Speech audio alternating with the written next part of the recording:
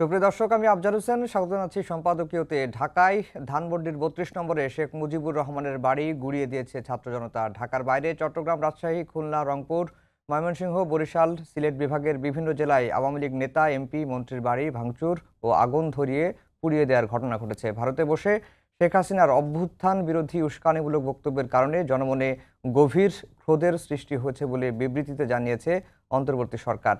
দিল্লিতে বসে শেখ হাসিনার বক্তব্যের জন্য ভারপ্রাপ্ত হাই কমিশনারকে ডেকে প্রতিবাদ জানিয়েছে ঢাকা। বিএনপির স্থায়ী কমিটির সদস্য অবসরপ্রাপ্ত মেজর হাফিজ উদ্দিন আহমেদ বলেছেন, শেখ হাসিনা দেশে বিশৃঙ্খলা উস্কে দিচ্ছেন। গণতন্ত্রকে ধ্বংস করতে ও আগামী দিনের গণতন্ত্রের যাত্রার পথে বাধা হয়ে দাঁড়াতে পারে এ ধরনের কর্মকাণ্ড। এসব নিয়ে আমাদের আজকের সম্পাদকীয় গণতন্ত্রের ভবিষ্যৎ। আর এ নিয়ে আলোচনার জন্য স্টুডিওতে উপস্থিত আছেন মুজিবুর রহমান মঞ্জু, চেয়ারম্যান এবি পার্টি, এবং মাহমুদুর রহমান মান্না, সভাপতি নাগরিক ঐক্য। দর্শক, আপনারা এই আলোচনায় অংশ নিতে পারেন, এজন্য আপনাদের ফোন করতে হবে টেলিভিশনে দেখানো নম্বরে। এছাড়া ফেসবুকের মাধ্যমেও আপনাদের মন্তব্য পাঠাতে পারেন। আলোচনা শুরুর আগে জানিয়ে দেব এখনকার প্রধান শিরোনামগুলো। ছাত্র জনতার রোষানলে ধ্বংসস্তূপ শেখ মুজিবের বাড়ি, জেলায় জেলায় বুলডোজার কর্মসূচি, সাবেক এমপি, মন্ত্রী, মেয়রদের বাসভবন তছনছ, ফ্যাসিবাদের চিহ্ন না রাখার ঘোষণা।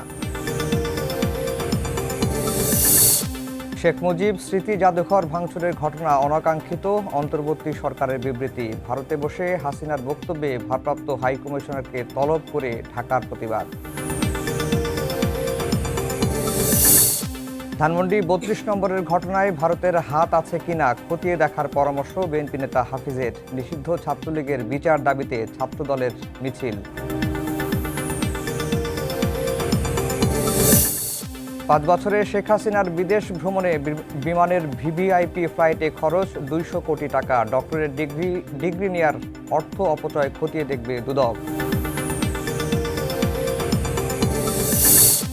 এবং প্রধান উপদেষ্টার সঙ্গে সাক্ষাতের আশ্বাসে শাহবাগ ছাড়লেন শহীদ পরিবারের স্বজনরা। কোটাধারী ৬৫০০-এরও বেশি প্রাথমিক শিক্ষক নিয়োগ বাতিলের প্রতিবাদে বিক্ষোভ।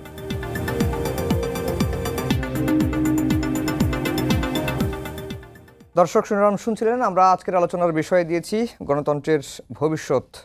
দেশব্যাপী বলা চলে যে ছাত্র জনতার বুলডোজার কর্মসূচি চলছে। মান্না ভাই, আজকে দিনভরই যে ঘটনাগুলো ঘটেছে এবং সরকারের তরফ থেকে একটি বিবৃতিও এসেছে, রাজনৈতিক দলগুলো যে যার মতো করে প্রতিক্রিয়াও জানাচ্ছেন। একটু ছোট করে জানতে চাই যে আপনার অবস্থানটা কি, বা এই কর্মসূচি নিয়ে ছাত্র জনতা যে কর্মসূচি দিয়েছে, ফ্যাসিবাদের চিহ্ন তারা রাখবে না, এই কর্মসূচি নিয়ে আপনার মতামতটাকে একটু জানতে চাই। সরকারের পক্ষ থেকে যে বিবৃতি দেওয়া হয়েছে সেটা খুবই ইনকমপ্লিট। মানে শুধু বলা হয়েছে যেটা অনভিপ্রেত। আমি ডক্টর মোহাম্মদ ইউনূসের বিবৃতিটা পড়লাম, টেলিভিশনে দেখলাম, উনি বলেছেন এরকম যেন আর ভবিষ্যতে না হয়, এটা অনাকাঙ্ক্ষিত। কিন্তু ঘটনা যেগুলো ঘটবার সেটা ঘটে গেছে।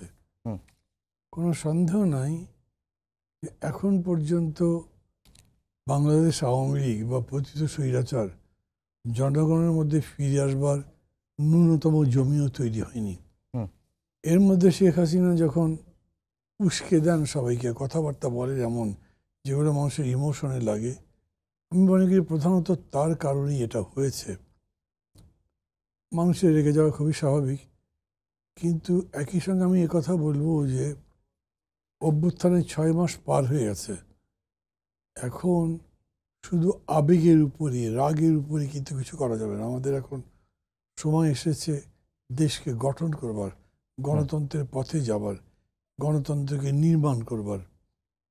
খেয়াল করা উচিত আমাদের কার্যকলাপে যাই হোক, গণতন্ত্র নির্মাণের সিঁড়িগুলো যেন নষ্ট না হয়।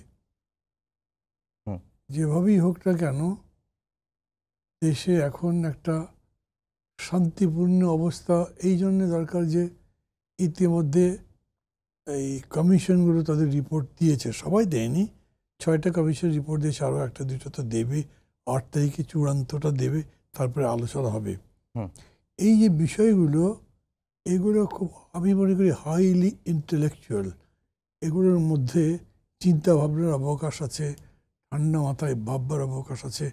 মানে ধরেন স্বৈরাচারকে উৎখাত করবার জন্য যে জানবাজি লড়াই ছিল তা তো নেই। এখন গঠন করবার সময় খুবই বুদ্ধিদীপ্ত, সুচিন্তিত মতামত দিয়ে সংবিধান ঠিক করতে হবে, আইন ঠিক করতে হবে, নির্বাচন ব্যবস্থা ঠিক করতে হবে, সামগ্রিকভাবে রাজনীতিকে নির্মাণ করতে হবে। তো সেদিক থেকে আমি একটু শঙ্কিত আছি যে এরকম হতেও পারে যে উস্কাচ্ছেন শেখ হাসিনা বা তাদের সরকার বা তাদের দল ইচ্ছা করেই যাতে বিশৃঙ্খলাটা বেশি হয়, যাতে এই প্রক্রিয়াটা বিঘ্নিত হয়। আমাদের দেশের মধ্যে গণতন্ত্রের উত্তরের জন্য যে ঐক্যটা দরকার সেইটা ছিল, এখনো আছে হয়তো বলা যাবে, কিন্তু তার মধ্যে অনেক চির আছে। খুব স্পষ্ট তো একদম ডায়াগোনালি অপোজিট কথাবার্তা একজন আরেকজনকে বলছি। এরকম না হয় যে এটা বেড়ে যাবার একটা সুযোগ তৈরি হয়, বরঞ্চ এটাকে যত বেশি কমিয়ে আনা যায়। নিশ্চয়ই মত পার্থক্য তো থাকবে, এক একটা দল যেহেতু একদম ঐক্য ওই রকম কোনো কনসেপ্ট কাজ করবে না।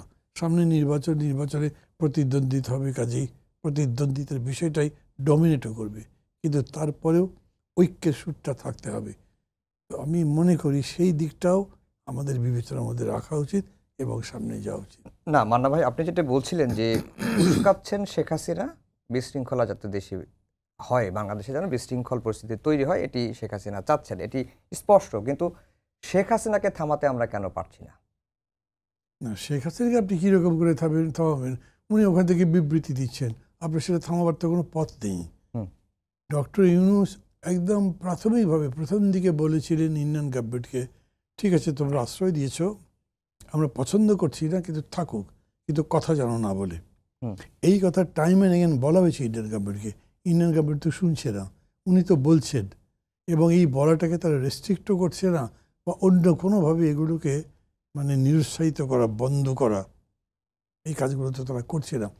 সেইখানে আমাদের সরকার খুব কিছু করতে পারে কি আমি তা জানি না। একটা হয়, ধরেন মামলাটা যদি শুরু হয়, আন্তর্জাতিক আদালত যদি বলে ইন্ডিয়ান গভর্নমেন্টকে যে উনি এইভাবে আমাদের এই মামলার আসামি, তাকে আমরা ফিজিক্যালি চাই, তোমাদের ফেরত দিতে হবে, ওইটা একটা স্ট্রং গ্রাউন্ড হতে পারে। এছাড়া নিশ্চয়ই গ্রাউন্ড আছে যে আমরা চাচ্ছি আমার দেশের লোক, কিন্তু তার জীবন নাশের ভয় আছে, এই অজুহাতে না দেবারও তার একটা প্রীত আছে, দিচ্ছে না সেই জন্য। কিন্তু না, ভারতের সাথে তো আমাদের চুক্তি আছে এবং ভারতেও তো মৃত্যুদণ্ডের বিধানও আছে, তাহলে ভারত কেন দিবেন? আমরা তো মৃত্যুদণ্ডের আসামিকে আমি বলছি যে এগুলো তো আছে, আছে, কিন্তু তারপরেও সরকারের বিবেচনা হতে পারে যে আমি যদি ফেরত দিই ওনার জীবন নাশ হওয়ার সম্ভাবনা আছে, তাহলে উনি নাও দিতে পারে, এরকম একটা বিধান আছে। যেহেতু ভারতীয় সরকার সম্পূর্ণভাবে বাংলাদেশের বাজিটা শেখ হাসিনার উপর রেখেছিলেন এবং তারা তাকে রাখতে চায়। এখন বুঝতে পারছে নাই, কিন্তু তারপরে তারা তাকে রক্ষা করতে চাইবে, কারণ তাকে যদি একদম ছেড়ে দেয় তাহলে এইখানে তার ফার্দার কোনো গেম প্ল্যান যদি থাকে সেটা তো করতে পারবে না, কে ভরসা করে আসবে।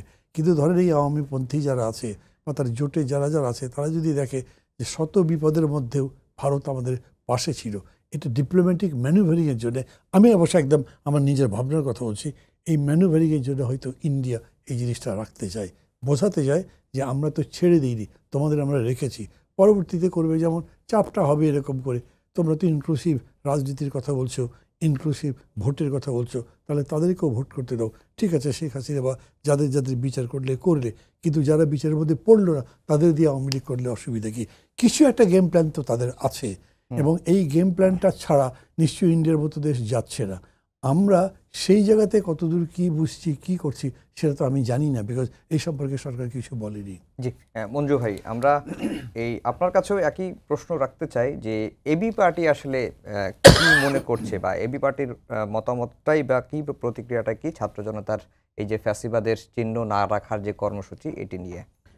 ধন্যবাদ আফজাল, শ্রদ্ধেয় মান্না ভাই এবং দর্শক মণ্ডলীকে শুভেচ্ছা। আমরা প্রথম থেকেই বলে আসছিলাম যে এই নতুন প্রজন্মকে কিন্তু আমরা কেউ বুঝতে পারছি না।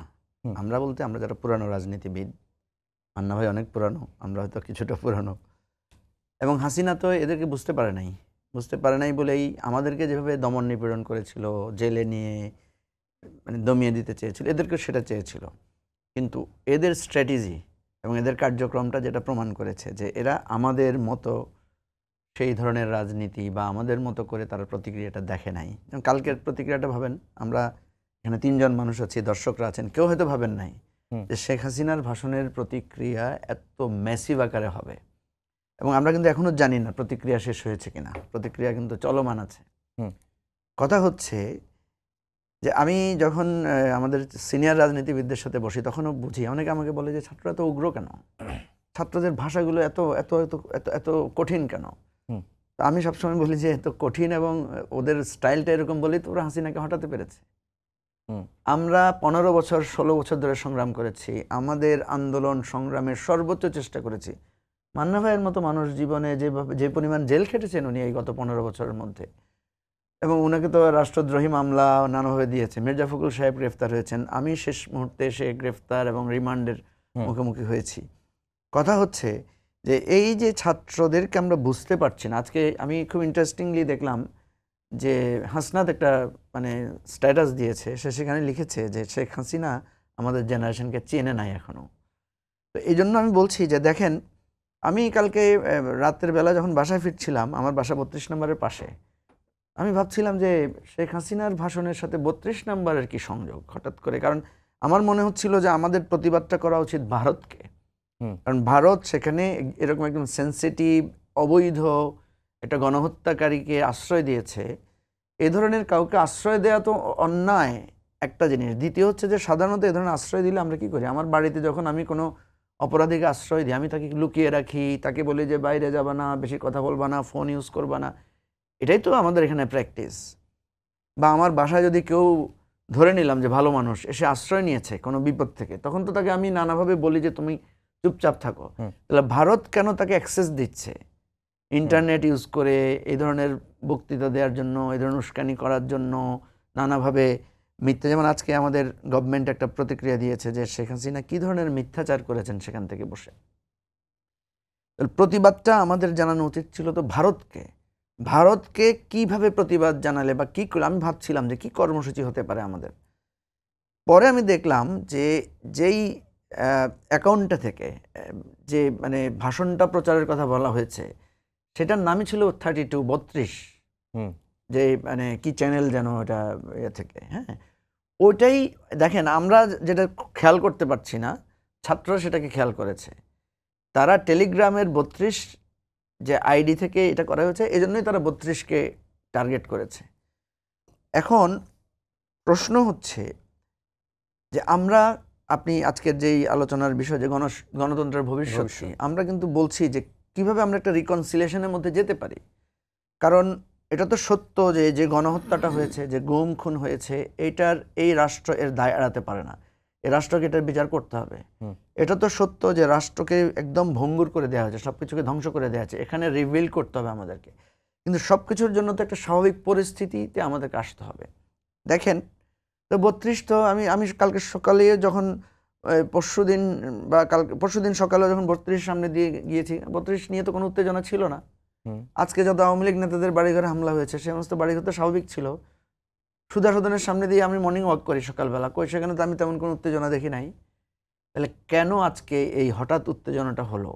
সেই উত্তেজনাটার উৎপত্তিটা কি? এই জন্যই মান্না ভাই যেটা বলেছেন, আমিও খুবই সাসপিশিয়াস যে শেখ হাসিনা এই জিনিসটা কেন করলেন, ভারত কেন তাকে এই সুযোগটা দিল। এবং এই যে দেখেন, আমরা কিন্তু যখন আন্দোলন করেছিলাম তখন আমরা বারবার বলেছি যে আপনি যে গণতন্ত্রকে ধ্বংস করছেন, আপনি যে মানবাধিকারের যে ন্যূনতম জায়গাটা, স্পেসটা নষ্ট করে ফেলছেন, এটা শিকার কিন্তু আপনি হবেন। এটা ইতিহাস বলে। আজকে খুব ভালো লাগে আওয়ামী লীগের লোকেরা বলে যে 1 মাঘে শীত যায় না, ওরাই বলে। এই কথাটা তো আমরাই বলেছিলাম যে আপনি যে করছেন এটা তো আপনি পড়বেন। আজকে দেখেন, আমরা নৈতিকতার জায়গা থেকে এটা বলতেও আমাদের আজকে কষ্ট হচ্ছে যে এই নৈরাজ্য বা এই অত্যাচার বা এই ভাঙচুর, এই জ্বালাও পোড়াওয়ের একটা জায়গায় এন্ড করতে হবে। বলতে পারছি না কেন?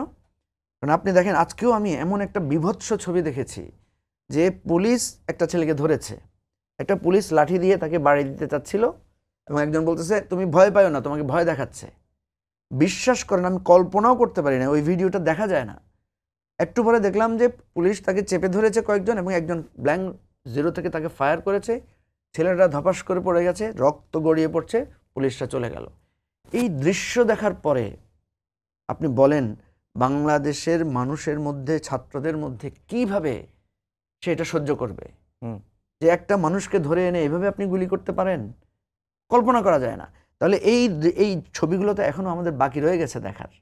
আমরা যে রিকনসিলিয়েশনের কথা বলছি, আমরা যে বলছি যে একটা জায়গায় এসে থামেন, আমরা এই ধরেন 5ই আগস্টে যে ঘটনা শুরু হয়েছে, তো সেদিনও তো এই 32 নম্বর পুড়িয়ে দিতে বা সম্ভবত সেখানে আগুন লাগিয়েছিল, সেদিনও তো 32 নম্বর গুড়িয়ে যেতে পারতো, সেদিনও তো ওবায়দুল কাদেরের বাড়ি গুড়িয়ে যেতে পারতো না?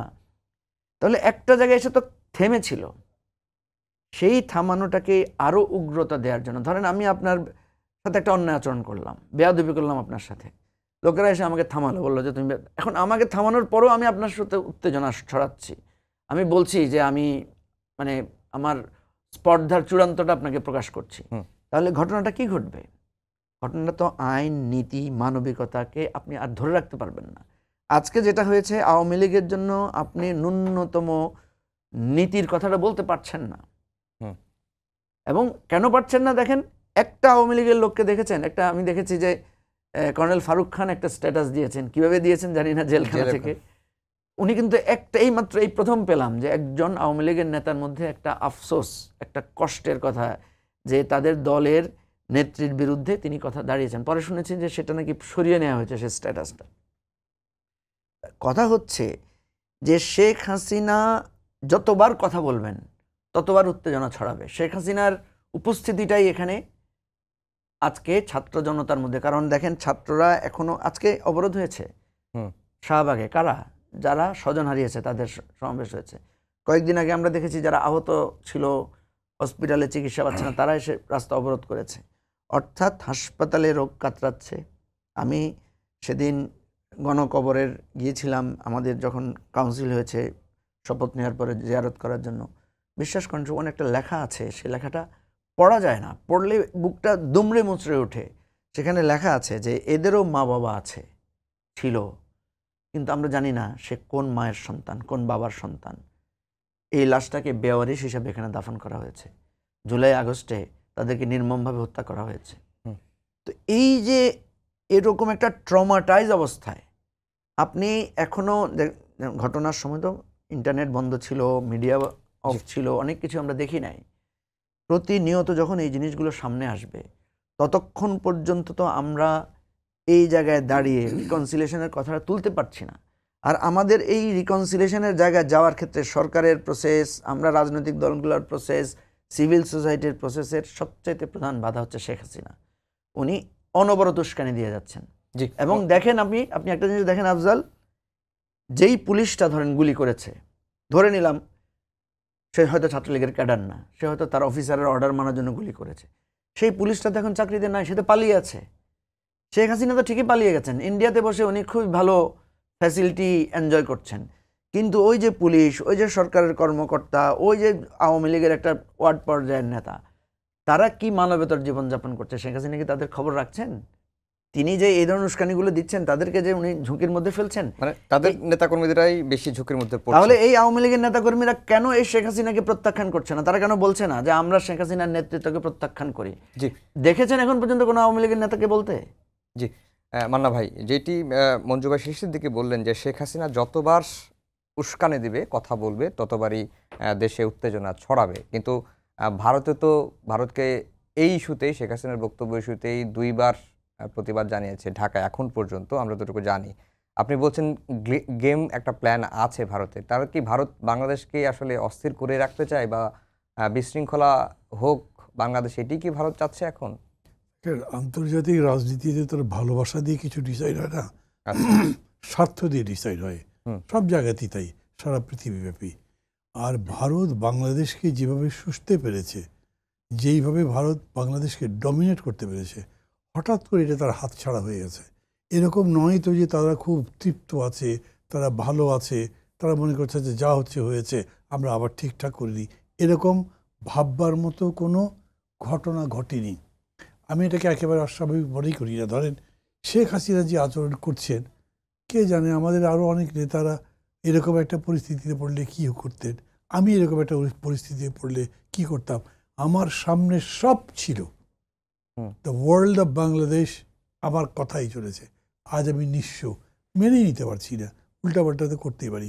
এখন এই কারণে তিনি যতবার উস্কাবেন ততবার যদি আমরাও উস্কে যাই, উত্তেজিত হই, তাহলে পরিস্থিতি তো আমার দেশের জন্যে আর ওই রকম থাকবে না, শান্ত থাকবে না। অথচ খেয়াল করেন, আপনি তো বলছেন ডিসেম্বরের মধ্যে অথবা বড় জোর সামনের বছর জুনের মধ্যে ভোট হতে হবে। শেখ হাসিনা এই ডিসেম্বর জুনের মধ্যে 3-4টা উস্কানি দিলে তাহলে ভোট কীভাবে হবে? হতে পারবে না তো। এই কারণে আমি মনে করি তার উস্কানিতে আমরা যদি মানে বিহেভ করি, এটা কোনো কথা নয়। তাদের সেন্টিমেন্টগুলোকে আমি নিশ্চয়ই মূল্য দেবো, এই সেন্টিমেন্ট আমার মধ্যেও আছে। কিন্তু আমি বহু বছর ধরে রাজনীতি করি বলে অনেক অত্যাচার অনেকভাবে সহ্য করেছি। যখন সহ্য করবার মতো নয় তখনও সহ্য করতে হয়েছে, আমার কোনো উপায় ছিল না। ফলে এইটা একভাবে মনে করি আমি শেষ পর্যন্ত তো রাজনৈতিকভাবে জয়লাভ করেছি, তার পরাজয় হয়েছে আমারই আন্দোলনের মধ্যে দিয়ে। আমি তাকে রাজনৈতিকভাবে নিঃশেষ করে দিতে চাই, রাজনৈতিকভাবে সাংগঠনিকভাবে নিঃশেষ করে দিতে চাই। সেটা যদি করতে চাই তাহলে শুধু আবেগ দিয়ে এটা করা যাবে না। সেটা সবচাইতে বড় জবাব হচ্ছে আপনি সঠিকভাবে এই দেশে একটা নির্বাচন করে গণতান্ত্রিক ব্যবস্থা চালু করবেন, এবং তার জন্য যা যা করা দরকার, যে পরিবেশ রাখা দরকার সেই পরিবেশ রাখবেন। কিন্তু কোনোভাবেই আপনার ভাববার জায়গা নাই যে এই কাজগুলো করতে ভারত আপনাকে সহায়তা করবে, এই কাজগুলো করবার জন্য কি বলে আওয়ামী লীগ বা তার দলের যারা যারা আছে তারা সহায়তা করবে। এইটা মঞ্জু খুব ঠিকভাবে বলেছেন। আওয়ামী লীগের মধ্যে আমি তো অনেক দিন আওয়ামী লীগ করেছি, একটা মানুষ আমি দেখিনি যারা তাদের কৃতকর্মের জন্য গত 15 বছরের কৃতকর্মের জন্য অনুতপ্ত হয়েছেন। অন্য জিনিস বাদই দেন, মানে কতখানি হৃদয়হীন হলে ছবিগুলো দেখছে না। এই যে ঘটনা বললো এই রকম, এই রিসেন্টলি তো অনেকগুলো ছবি মানে গভর্নমেন্ট রিলিজ করবার পারমিশন দিয়েছে, কীভাবে গুলি করা হয়েছে, হত্যা করা হয়েছে। এগুলো যখন সামনে আসবে, গুমের যে ঘটনাগুলো, আয়নাঘরের ঘটনা সামনে আসবে, তো পুরো দেশ কি বছর জুড়ে খালি বিক্ষোভ করবে আর আওয়ামী লীগের উপর হামলা করবে। আপনি জবাব দেবেন আওয়ামী লীগকে ঠান্ডা করার জন্যে, তারা বুঝবে যে তাদের আর কোনো ভবিষ্যৎ নাই। আমি ব্যক্তিগতভাবে মনে করি কি, দেখেন, একজন প্রধানমন্ত্রীর মিনিমাম সেন্স ওয়ার্ক করে নাই যখন তিনি ক্ষমতায় ছিলেন। উনি বলছেন আমার দেশ তো কত উন্নতি করেছে, ওরা দেখে না আমার একটা পিয়ন 400 কোটি টাকার মালিক, মানে কতখানি নিচে নামলে বলতে পারে, ও হেলিকপ্টারে চড়ে বাড়িতে যায়। তার মানে যে উনি বাকি মানুষগুলোকে কত ছোট করেছেন, ওনাকে মানুষ গ্রহণ করবে? পুরা পরিবার গোষ্ঠী সুদ্ধা কীরকম লুট করেছে সবার সামনে আছে। এগুলো জবাব না দিয়ে তো আসতে পারবে না। যতই ওই ভাষণ দিকার যাই করুক, ইট উইল ম্যাটার। আমি মনে করি লিটল মানুষের মধ্যে কোনো সাড়াই যাবে না, ওই বিক্ষোভটা হবে। আর আমি মনে করি ওই বিক্ষোভে মানে ওই বিক্ষোভে রেসপন্ড করা দরকার আছে এরকম মনে করি। বরঞ্চ পলিটিক্যাল এটা করেন।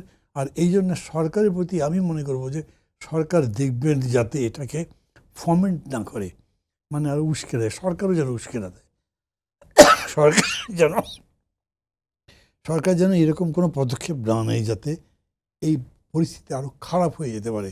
যেটাই হোক না কেন, আন্তর্জাতিক রাজনীতিতে একটা আছে কি, ধরেন আমাদের বিরুদ্ধে তো অনেক ক্যাম্পেইন করেছে না, এই দেশের মধ্যে সাম্প্রদায়িক দাঙ্গা হয়েছে, হিন্দুদের কোনো সিকিউরিটি নাই, এখানে লুটপাট ইত্যাদি অনেক কিছু হয়েছে। এবং ইন্ডিয়া বড় দেশ, তার ক্যাম্পেইনিং মেকানিজম অনেক বড় বলে বিশ্বব্যাপী পরিব্যাপ্ত, আমাদের চেয়ে বেশি বলে তারা কিন্তু খানিকটা বিভ্রান্ত বাইরের দেশগুলোকে করতে পেরেছিল।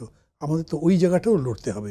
সামগ্রিক লড়াইয়ের মধ্যে দিয়ে বাংলাদেশ উইন করে আসতে হবে, এটাই হলো মেইন কাজ। কিন্তু মান্না ভাই, আপনি যেটি বলছেন যে আওয়ামী লীগকে রাজনৈতিকভাবে নিঃশেষ করতে হবে বা রাজনৈতিকভাবে মোকাবেলা করতে হবে, কিন্তু আওয়ামী লীগ গত 15-16 বছরে যেটি করেছে, জুলাই আগস্টে যেটি করেছে, এবং তাদের নেতাকর্মীদের মধ্যে তেমন কোনো অনুশোচনা বোধও আমরা দেখতে পাচ্ছি না। এই পর্যায়ে আওয়ামী লীগ কি স্বাভাবিক রাজনীতিতে ফিরতে দেওয়ার বা ফেরার কোনো সুযোগ দেওয়া উচিত কিনা? আমি তো তার বিপক্ষে, কিন্তু সরকার তো দিচ্ছে। আচ্ছা, আমি মনে করি, দেখেন, আপনি জার্মানিতে এবং ইতালিতে ফ্যাসিস্ট পার্টি পার্টি ব্যান করেছেন, মুসলিম পার্টি। আমাদের এখানে সবাই একটা আওয়াজ তুললো কি না, আইন করে ব্যান করা যাবে না, তাহলে আবার ফিরে আসতে পারে। তো আইন করে ব্যান করেছে, ওদের ঘরে তো ফিরে আসতে পারেনি। একটা মানে উদাহরণ বা একটা কাহিনী আপনি বললেই তো হলো না, তার তো উদাহরণ পৃথিবীতে আছে। মানে আমার কাছে অবাকই লেগেছে, ধরেন আমাদের অ্যাটর্নি জেনারেল বলেছিলেন না আমরা ব্যান করতে চাই না তাদেরকে, আর তারও আগে সাখাওয়াত ভাই বলেছিলেন না ওদের তো বিশের মিটিং করতে আমরা মানা করি নাই। তার সাথে সাথে আসিফ নজরুল বললেন কি যে অনেক অবদান আছে ওদেরকে এইভাবে কি আপনি বন্ধ করতে পারবেন? আরে অবদান তো মুসলিম লীগেরও ছিল, শেষ হয়ে গেছে না? অবদান এরকম পৃথিবীর বহু বড় বড় পার্টি ছিল, শেষ হয়ে গেছে, এরাও শেষ হবার পথে। আপনি যদি তাদেরকে ধরেন, আপনি যে ইনক্লুসিভ পলিটিক্স বলছেন, এটা তো ব্যাখ্যা লাগবে একটা। ইনক্লুসিভ পলিটিক্স যখনই বলবেন, তার মানে মানুষ মনে করবে তার মানে আওয়ামী লীগকে বা তার দোসরদের নিয়ে করা হবে। এটা কি তাই? তাও তো আপনাকে ব্যাখ্যা করতে হবে, করেননি। বরঞ্চ মাঝে মাঝে কি করছেন, এদিক দিয়ে বলছেন তার অধিকার আছে, আর ওদিক দিয়ে তার বাড়িতে আগুন লাগিয়ে দেবেন। এইটা কিন্তু মানুষ মানে বহির্বিশ্ব মনে করবে আসলে তাদের পলিসি কোনটা। তাহলে আপনি ক্যাটেগরিক্যালি বলতে পারেন এরা এই এই এই এই অপরাধ করেছে, বিচার করব, শাস্তি দেব, এর মধ্যে কোনো কিছু করলে তার বিরুদ্ধে ব্যবস্থা নেব। ভারতের কাছে বলবে যে এই জিনিস করছো, তুমি যাই করছো, এটা আমাদের সাথে বন্ধুত্বের আচরণ নয়, শত্রুতার আচরণ। যদি মনে করো যে বাংলাদেশের সাথে শত্রুতা করে সুখে থাকবে, ইউ ক্যান ডু ইট, আমরা তোমাদের কেয়ার করি না, বলতেই পারে বাংলাদেশ। কিন্তু ওই স্টান্স তো বাংলাদেশ দিচ্ছে না।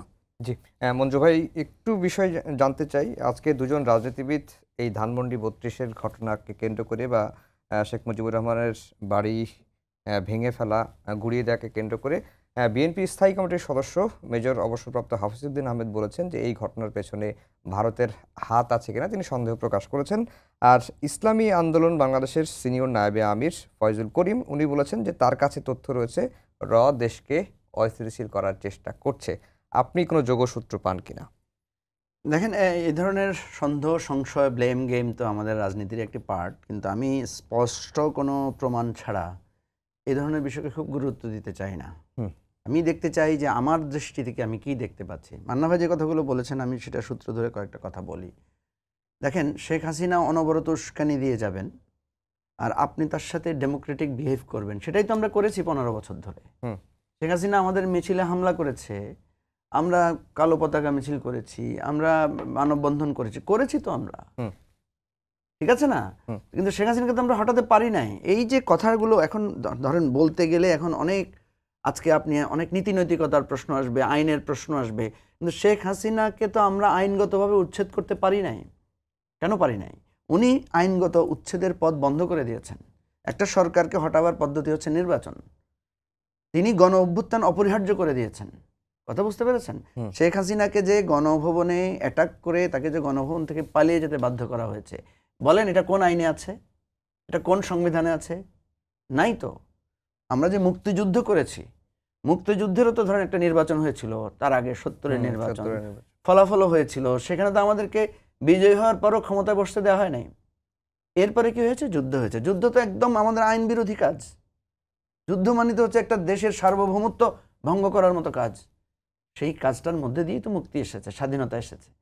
ঠিক এই জায়গাটা যদি আমরা খুব শীঘ্রই ভুলে যাই যে আমরা দীর্ঘ 15 বছর একটা গণতান্ত্রিক আন্দোলন করেছি, আমরা জেলে গিয়েছি, জেল থেকে বেরিয়েছি, আবার এসেছি, আবার ভাঙা পা নিয়ে, কেউ হাত ভাঙা নিয়ে, কেউ মাথায় ব্যান্ডেজ নিয়ে, আমরা তো সেই গণতান্ত্রিক আন্দোলনটা করেছিলাম। কিন্তু সেই গণতান্ত্রিক আন্দোলনকে তো দিয়ে তো আপনি আমাদেরকে মূল্যায়ন করেন নাই। আমরা বারবার বলেছি, আপনি যে আমাদেরকে ধ্বংস করে দিতে চাচ্ছেন, নিশ্চিহ্ন করে দিতে চাচ্ছেন, গুম করে, খুন করে, হ্যাঁ, আপনি আমাদেরকে নিঃশেষ করে দিতে পারবেন, কিন্তু এরপরে আপনার যে শত্রুরা আসবে এদেরকে আপনি চেনেন না। অপরিচিত শত্রু দ্বারা আপনার বধ হবে। আপনি দেখবেন ইতিহাসে লিখে আছে, ফ্যাসিবাদ কখনো তার সমসাময়িক লোকদের দ্বারা যায় না। ফ্যাসিবাদ সবসময় একটা নতুন প্রজন্মকে দিয়ে বিতাড়িত হয়। বাংলাদেশে এটা একদম থিওরিটিক্যালি প্রুভড হয়েছে। এখন প্রশ্ন হচ্ছে যে আপনি মাহমুদুর রহমান মান্নাকে চেনেন, ওনার উইকনেস কি, স্ট্রেংথ কি, সব জানেন, ঠিক আছে, কিন্তু আপনি স্ট্রেংথ জানেন না সার্জিস আলম, আপনি ওই যে এই কি ওদের নাম, হাসনাত আব্দুল্লাহ, ওদেরকে আপনি আজ থেকে 2 বছর আগে, 1 বছর আগে তো কেউ এদের নামও শুনে নাই। আমরা শুনেছি ওরা আন্দোলন করেছে ঢাকা বিশ্ববিদ্যালয়ে, ছোট ছোট মান্না ভাই হয়তো শুনেছে, কিন্তু দেশবাসী তো শুনে না। বিএনপির বহু নেতাকে শুনে বলছি ওদেরকে তো চিনিও না, শুনিও না ওদের নাম। আমাদের চিনবেন কোত্থেকে, শুনবেন কোত্থেকে? এই যে কথাগুলো কেন বলছি আমি আপনাকে, যে এগুলো বলতে হবে আমাদেরকে। হ্যাঁ, আমরা গণতন্ত্রে ফিরে যেতে হবে। আপনি আজকে ভালো সাবজেক্ট দিয়েছেন যে গণতন্ত্রের ভবিষ্যৎ কি। গণতন্ত্র যতবারই আমাদের এখানে বিদরিত হয়েছে, ততবারই আমাদেরকে গণ অভ্যুত্থান করে গণতন্ত্রে ফিরে আসতে হয়েছে। 90-এ গণ অভ্যুত্থান করে আমরা গণতন্ত্রের পথে যাত্রা করেছিলাম, সেই যাত্রাটা আবার রাজনীতিবিদ আমরাই ধ্বংস করেছি। আমি যেটা বলছি দুটো কথা, ভারত এখানে কি করবে? আমি মনে করি ভারত একটা মাইনকাজিপায় পড়েছে। মাইনকাজিপাটা কি? সে যদি শেখ হাসিনাকে আশ্রয় না দেয়, সে যদি শেখ হাসিনাকে ফেরত দেয়, তাহলে তো সে সারা জীবনের জন্য বাংলাদেশে আর দালাল খুঁজে পাবে না। পাবে বলেন? তাহলে কেউ আর ভারতের দালালি করবে না। এখন তো অন্তত ভারত বলতে পারছে আমার দালালি করো, তোমার বিপদে আমি তোমার পাশে দাঁড়াবো, তোমাকে অন্যায়ভাবে হলেও আশ্রয় দেব। ভারত তার কথা রেখেছে হাসিনার সাথে। ভারতের যত চুক্তি বাংলাদেশের মানুষের সাথে একটা চুক্তিও ভারত রাখে নাই। শেখ হাসিনার সাথে যা যে চুক্তি ছিল সেটা সে রেখেছে, এবং এটা যদি সে না রাখে তাহলে ভারতের রাজনীতি বাংলাদেশের শেষ। এখন প্রশ্ন হচ্ছে যে আমরা যে কথাটা বারবার বলছি যে এই অন্যায়, এই অত্যাচার শেখ হাসিনা, ধরেন মান্না ভাই বলছে যে শেখ হাসিনা যতবার উস্কানি দিবে ততবারই কি তাহলে আমরা এরকম এজিটেশন করব? হ্যাঁ, এটা কিছুক্ষণ চলবে। চলতে চলতে দুইটা কাজ ঘটতে পারে। একটা হচ্ছে শেখ হাসিনার উস্কানি আস্তে আস্তে বন্ধ হয়ে যেতে পারে। তার দলের পক্ষ থেকে লোকেরা বলতে পারে যে আপনার এই ধরনের উস্কানির কারণে আমরা ক্ষতিগ্রস্ত হচ্ছি, এটা একটা হতে পারে। আর একটা হতে পারে যেটা মান্না ভাই বলেছেন যে হ্যাঁ, আমরা এই আলোচনা করতে করতে আমাদের মধ্যে একটা রিয়েলাইজেশন ঘটবে যে আর মাথা গরম করব না। ঠিক আছে, শেখ হাসিনা উস্কানি দিবে, আমরা তখন কিভাবে বুদ্ধিবৃত্তিকভাবে সেটাকে মোকাবেলা করব সেই আমাদের ফয়সালায় যাব। আপনি এটা ধরে রাখেন, যেই অপকর্ম শেখ হাসিনা করেছে, যেমন ধরেন 71 সালের কয়টা ফুটেজ আমাদের কাছে আছে।